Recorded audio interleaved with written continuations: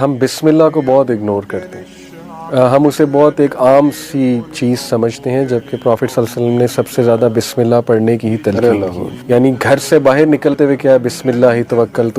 گاڑی سٹارٹ کرنا ہے بسم اللہ، کپڑا پہننا ہے بسم اللہ، کھانا کھانا ہے بسم اللہ.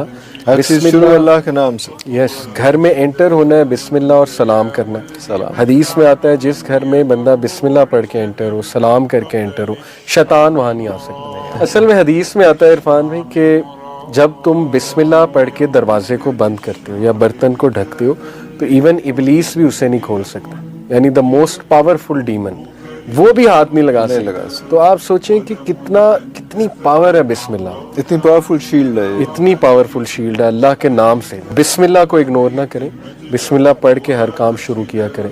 کھانا، برتن کو ڈھکنا، دروازہ، کچھ لوگ ڈرتے ہیں، آپ رات کو دروازہ جب بند کریں بسم اللہ پڑھ کے بند کریں.